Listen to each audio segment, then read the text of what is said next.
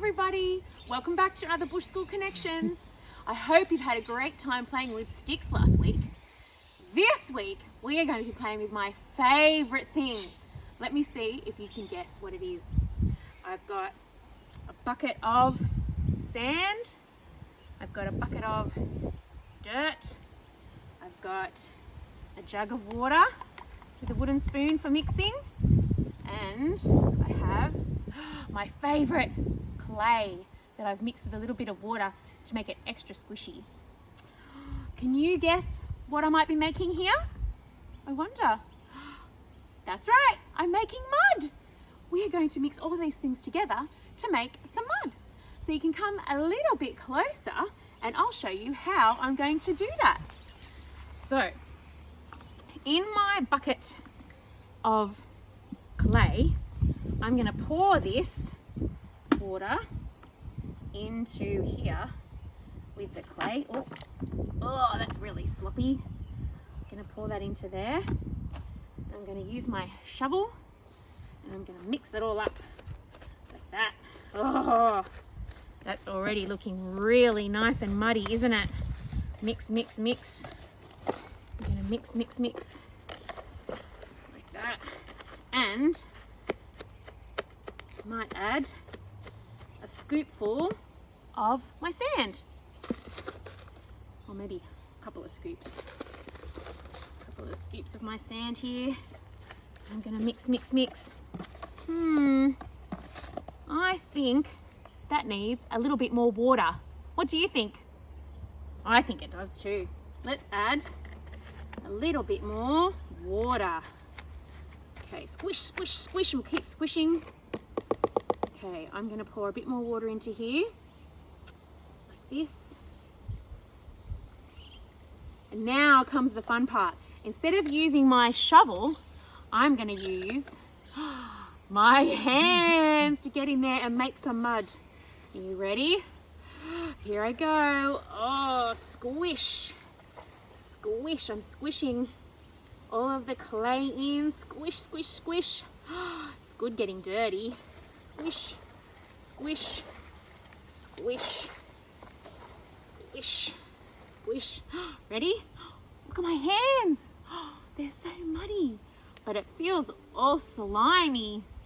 And I can feel the sand in my fingers. I think it needs some more squishing. Squish, squish, squish. You can do all sorts of things with this special mud. You could rub it on your hands and make your hands nice and smooth. You could also add a bit more sand, like that, and do some more mixing. And you can make your very own mud pie. Ta-da! Look how different that looks now that we've added all of those things to make it all nice and sticky.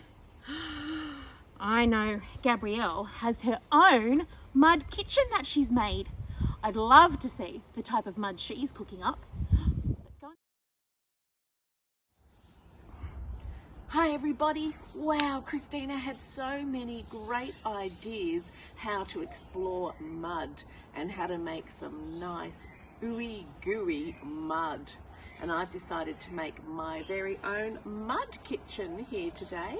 And maybe you've got some pots or pans at home that your mum or dad aren't using that you can use to make your own little kitchen.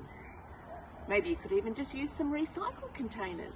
Well, here I have put some leaves into my very special pot here, and I'm going to add some dandelion leaves as well, some flowers, and more leaves. Oh, that looks really nice and tasty. Now over here I'm going to add some water to this mud to see if I can make it nice and gooey. And I'm using some wooden spoons that I had, but if you don't have wooden spoons, you can always use sticks to stir your pot of mud as well. Now I've got some water in this billy can. I'm going to pour it in and let's see, is it getting nice and gooey? Gooey, gooey mud. Oh, round and round and round. Sometimes you can even put leaves or bark or grass in it. Well, this is looking really nice and gooey mud, and I'm going to use it to make some mud pies in my little containers. So let's build them up. Ready? 1 mud pie. Whoa. And 2.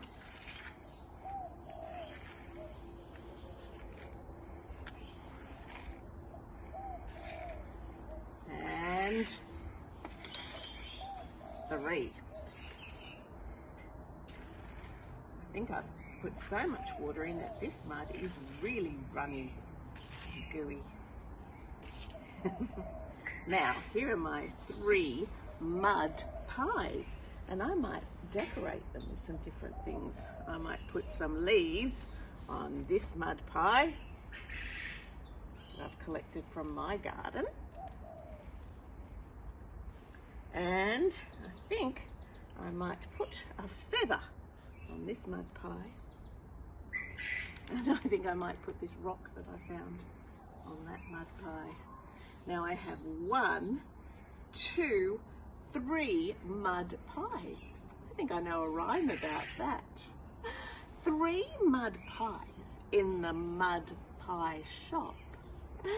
Ooey and gooey, with leaves, rocks and a feather on top. Along came a friend with some money one day. They bought a mud pie and took one away. Oh, let's take this one away with the feather on the top. So we had 3 mud pies and 1 mud pie went away. How many are we left with? That's right, 2. 2 mud pies in the mud pie shop. Ooey and gooey with a leaf and a rock on top. Along came a friend with some money one day, bought this mud pie and took it right away. How many mud pies left? Just 1. We had 3 and 2 got taken away. So now we have 1 mud pie in the mud pie shop. Ooey and gooey with a rock on top. Along came a friend with some money one day. They took the last mud pie and took it right away. How many mud pies left? None. Looks like I am going to have to collect some more mud and make some more mud pies. Well, Christina's going to have a story all about how some animals in the bush made a special recipe. Sounds very interesting. I hope you have fun making some mud pies today. Bye.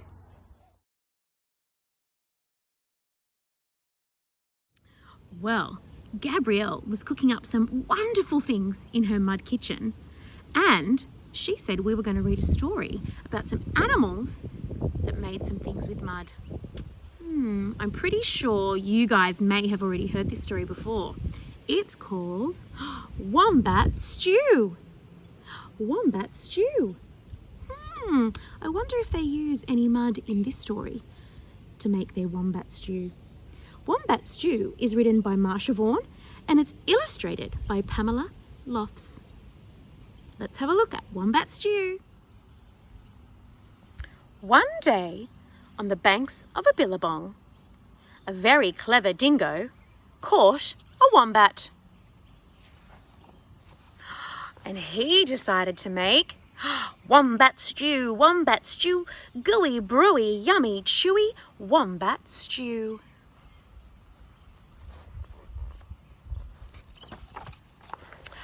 Platypus came ambling up the bank. "Good day, Dingo," he said, snapping his bill. "What is all that water for?" "I'm brewing up a gooey, chewy stew with that fat wombat," replied the dingo with a toothy grin. My goodness, he does have a very big grin.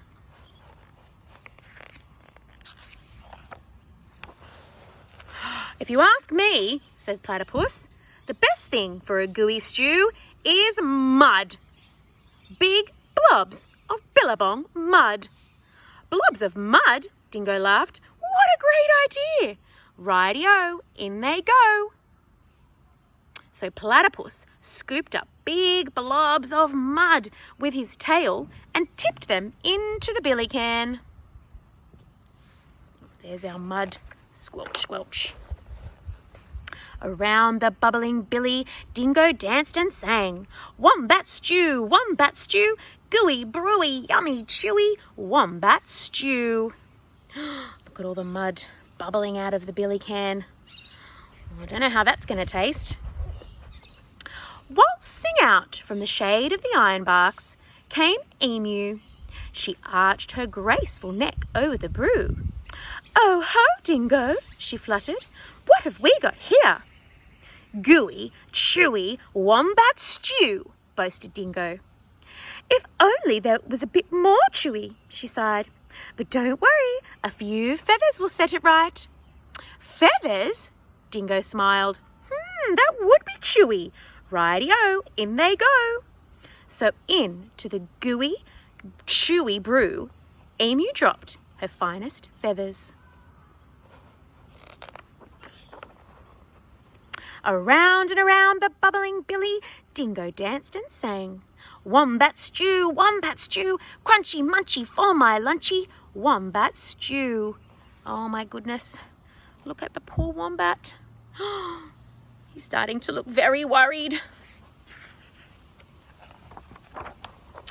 Old Blue Tongue the lizard came sliding off his sun-soaked stone. Silly Dingo, he hissed. There's no flies in this stew. Can't be wombat stew without flies in it. And he stuck out his bright blue tongue. There's a lot to be said for flies, agreed Dingo, rubbing his paws together. Righty-o, in they go. So Lizard snapped 100 flies from the air with his long tongue and flipped them into the gooey, chewy stew. Look at his long tongue. My goodness. Around and around the bubbling billy, Dingo danced and sang. Wombat stew, crunchy munchy for my lunchy, wombat stew. He looks very happy at the moment, doesn't he, Mr. Dingo? Up through the red dust popped Echidna. Wait a bit, not so fast, he bristled, shaking the red dust from his quills. Now I've been listening to all this advice, and take it from me. For a munchy stew, you need slugs and bugs and creepy crawlies. Oh, I don't think slugs and bugs and creepy crawlies would be very nice. Dingo wagged his tail. Why, I should have thought of that. Righty-o, in they go, he said. So Echidna dug up all sorts of creepy crawlies and dropped them into the gooey, chewy, crunchy stew.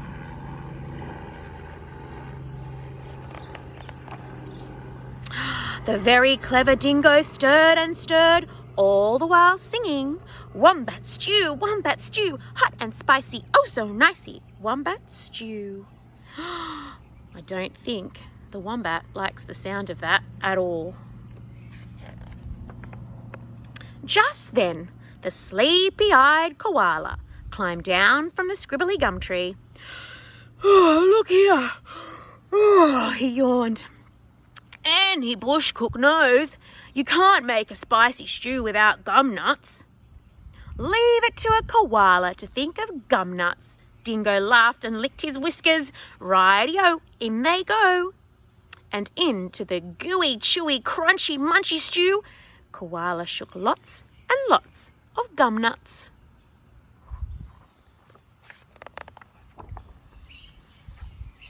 Oh, I missed a page.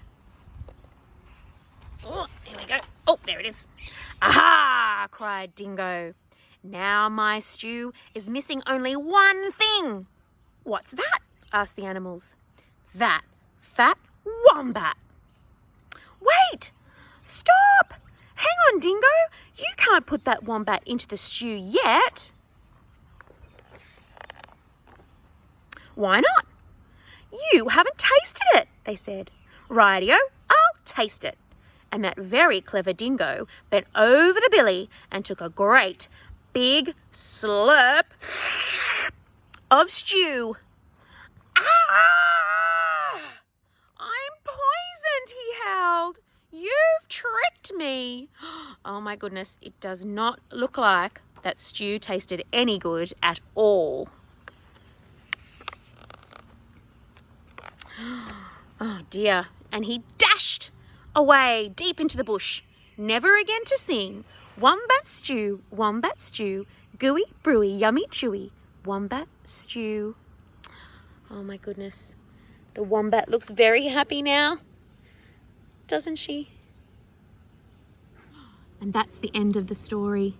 That was a very funny story about all of the animals tricking the dingo into not eating the wombat. I think it would be very yucky to eat some mud and a mud pie, but this is the one I made earlier, and I found some gum nuts like we had in our story. So maybe I can add them to my crunchy munchy mud pie.